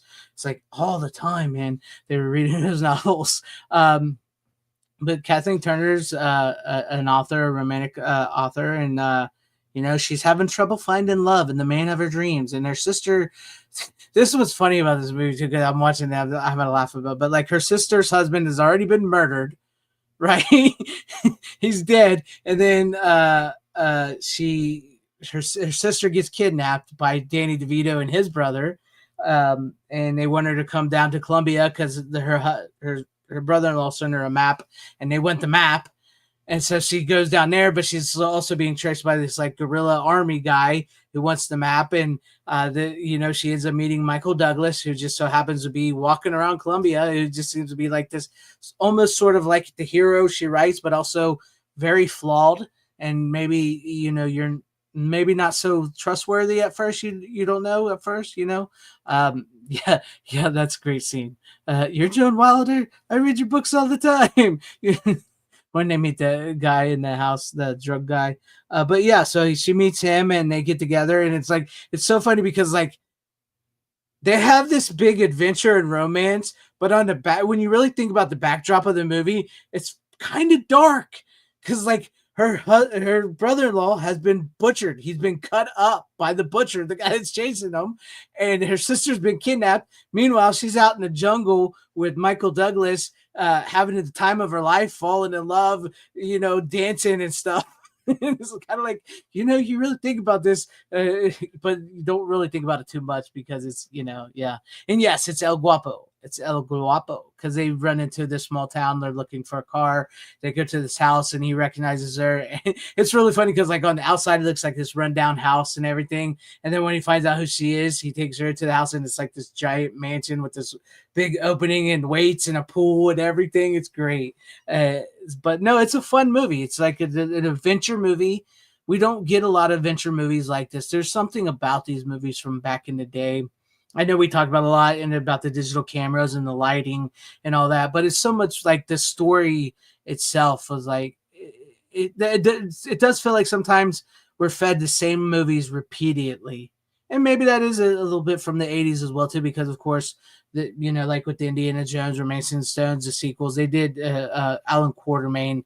They sort of did those movies over, but they just, I don't know, it just feels like a difference to them, whatever. But Kathleen Turner and Michael Douglas are great, and you do forget how pretty Kathleen Turner was back in the day, before she was the way she looks now. But yeah, I just felt like watching Romancing the Stone there, and it was a good time. I haven't seen it in a very long time. I do need to go see Jewel of the Nile, but see, the difference here is that movie's is paying homage to those classic adventure romance films. They are. The difference now is they would be re-romancing the Stone. Yeah. It would literally just be like them as grandparents, and their kid would be on some swashbuckling mission now, most likely trans, but yeah. Yeah, they'd have a daughter who's like the girl boss who knows everything, is better than her dad, better than her mom, better than the man she meets in the jungle. It'd be horrible.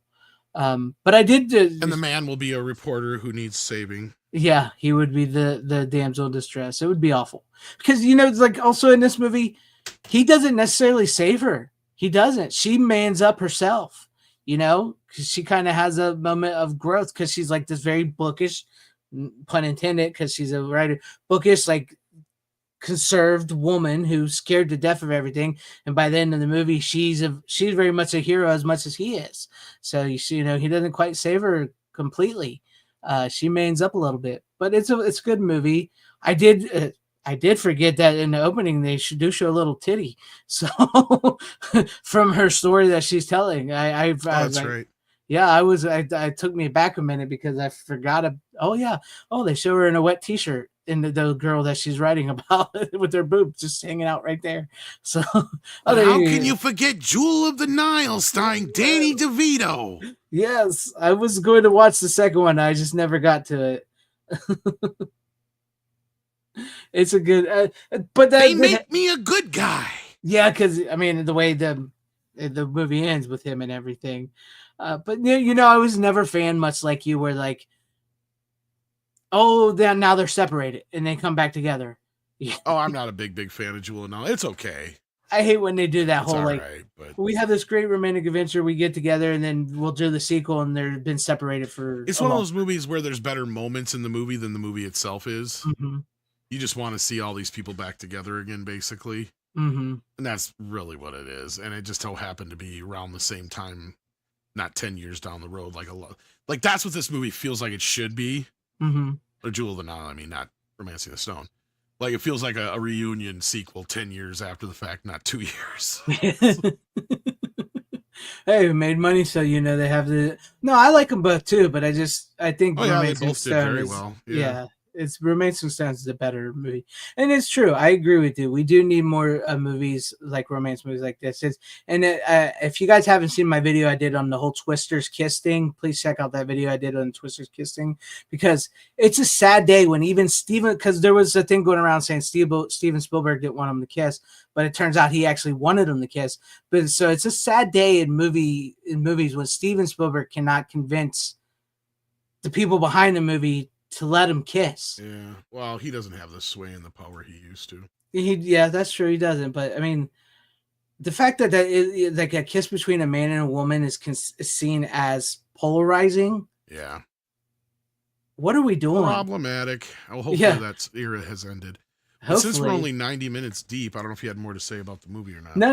But I mean, if you haven't seen it, check out Romancing. Now I almost said Jewel. I was gonna say I did see another movie that wasn't. Go ahead, you can talk about it. Yeah, real quick. I did see the film A Complete Unknown, the Bob Dylan story. Now I don't know if it had that tagline in theaters, but it definitely does on streaming.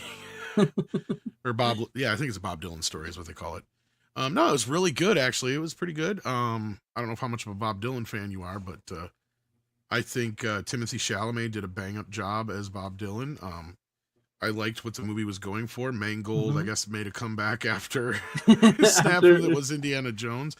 The only thing that was weird about the movie is it was shot in digital, but I think they did that whole shot it in digital, put it out in film, scan the film thing, because it's like they went out of their way to try and make it look like film.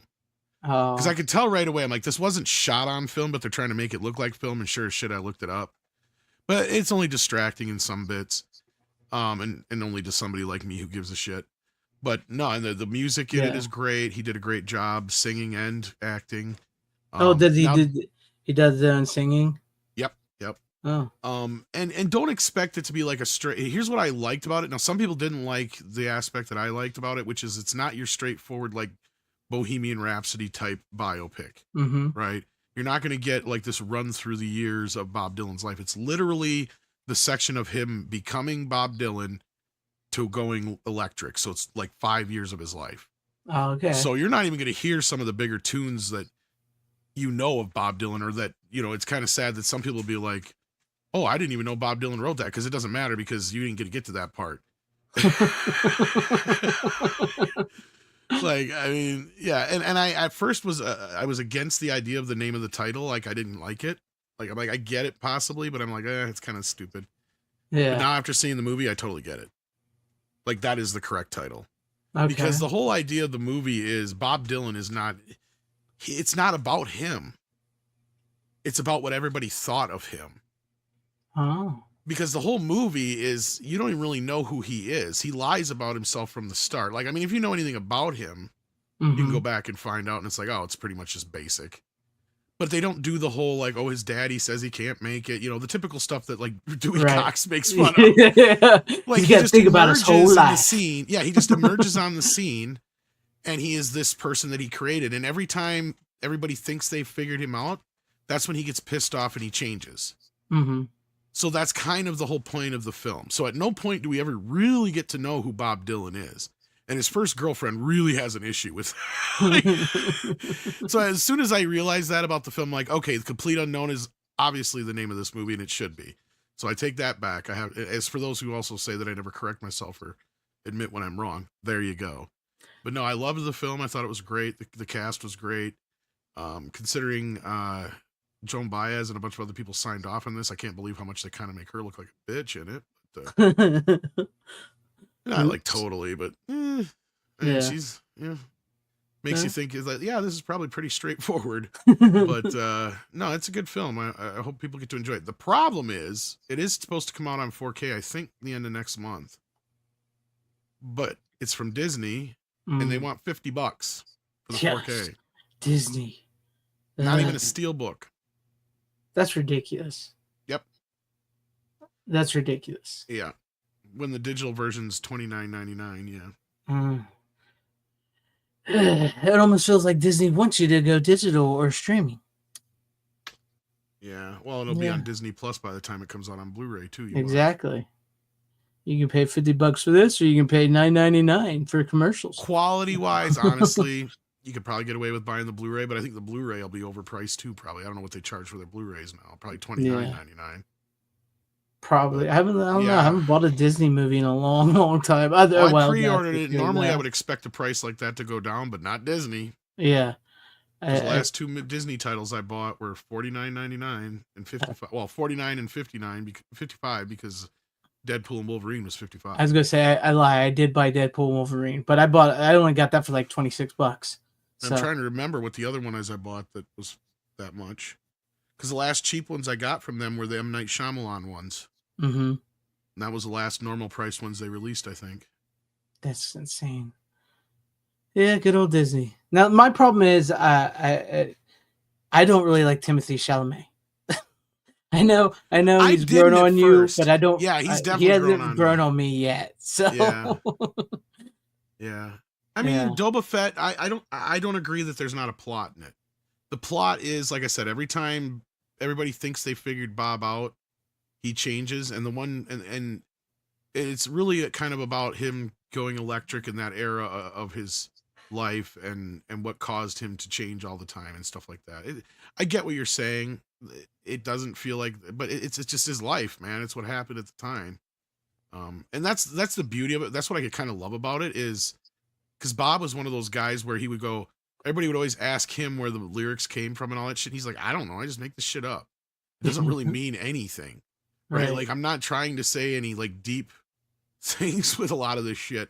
The only other thing I didn't like about the film is they make it look like him and Pete Seeger broke up, or not broke up, but mainly stopped talking or whatever because of him going electric.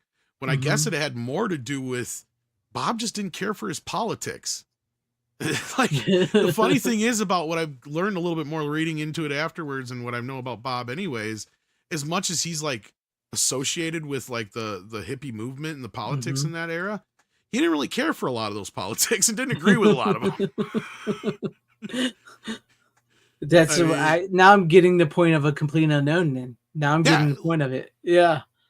That's kind of what I'm saying. Like, if you know that going into it, Bob is kind of like this. He's just a magician. And this is basically like the movie that Andy Kaufman would have made about himself. Oh, you're not supposed to know anything about him. That's the whole thing. Bob is a mystery. The real guy is a mystery. It doesn't matter. He's just some guy he left in podunk nowhere. Right? Like, that's the whole point. From here on out, you're going to see this guy, and it's whatever I think he's going to be at this given moment in time. And what he turned out to be, it doesn't matter, because the music was, and even if you don't like his singing, you can't sit there and go, well, duh, he is a great songwriter, because there's probably 4 or 5 of his songs that are sung by other people, at least, even if they're not sung by him, that you probably dig and don't even realize he wrote. Yep. Like, motherfucker's probably written more hit songs than anybody else in history. Yep. Maybe even the Beatles.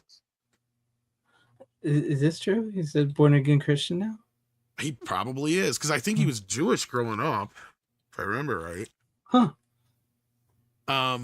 Because Zimmerman's his real last name. Oh. I can't remember if he is or not. Yeah, no, I mean, he's never really been somebody who, outside of doing the Hurricane song and a few things like that, he's never been somebody who's really been as outspoken as people think he is with his songs and all that shit. So even with Joan Baez, it wasn't so much about like the movement, because that's kind of what the movie's about, is everybody feels like he left that movement behind him and he's trading it in for the stardom. And it's really kind of Bob saying, no, this is why I did it, because I never was that thing you thought I was. Right. That's kind of what the movie is. That sounds honestly, that you've actually made me more interested in the movie than anything I've seen of it. And I got to be honest, it's kind of ballsy to make a biopic movie about a certain chunk of his life, and not like you said, like the Dewey Cox thing, where they have to go over his whole life to. It's kind of ballsy to just like make it focus on like 5 years of his life around a certain point like that. So, yeah, he just shows up in the movie as Bob Dylan, basically. Like, yeah. It doesn't give you like this whole like, oh, he grew up in this town and he was like, I'm gonna get out of here, and your dad's like, oh, you're never gonna amount to shit or any of that. You don't get any of that crap. Yeah. None of that shit. And when the movie ends, it ends logically, but you're like, you do kind of want to see more, but I mean, then you just got to go look and see what he did from there. I mean, like, yeah, go look it up. Because it's funny, because the movie makes you feel like people rejected his Electric era when they didn't. Like, that was kind of, you know, where he changed and, you know, became more of the rock star Bob Dylan, basically. Right.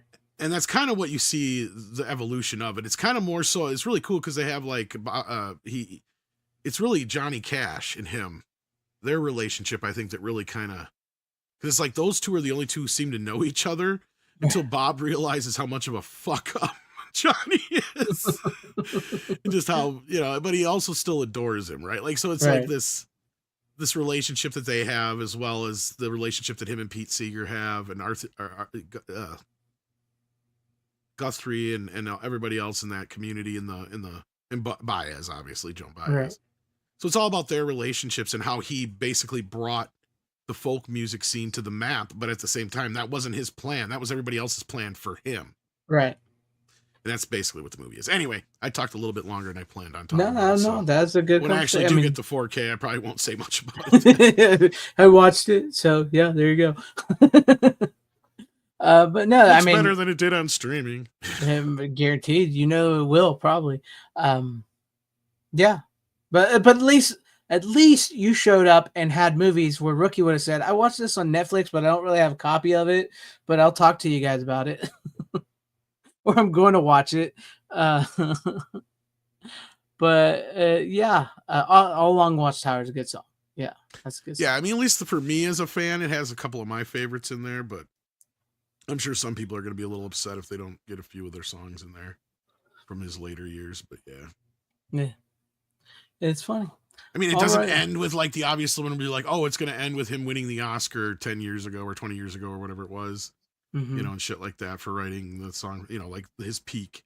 That's kind of where he's like just kind of retired since then, basically. So, yeah. Subway. He's at Subway. Always at Subway. Somebody had an excuse that he needed to come into work. The poor child. Just like all my exes. All my exes live in Texas. I wish. Looking for the future, Miss X. I live in Tennessee. Can you tell we're country boys? And a country boy can't survive. Because we say grace, we say ma'am. If you ain't into that, we don't give a damn. Yeah. Anyways, hey, I am looking for a future missus, not an ex though. But we'll guess we'll close it on down here. I appreciate you, Tom, as always, hanging for me. Everybody out in the chat, hanging with us. I appreciate you guys. I hope you enjoyed our physical media picks tonight, our conversation. And hey, we even had a digital pick. Who says we don't know how to grow with the times? Although it doesn't count with the show, but I figured it's a newer movie and people might be interested in what I thought. Yeah, no, it works. I mean, I'd rather talk about something like that than like Netflix, to be honest with you. So, but appreciate you guys. Thank you guys for watching. As always, like, share, subscribe to Midnight's Edge After Dark, myself, Steven in the chat. Excellent mod. And you don't have to go home, but you can't stay here. How you doing? Bitches leave.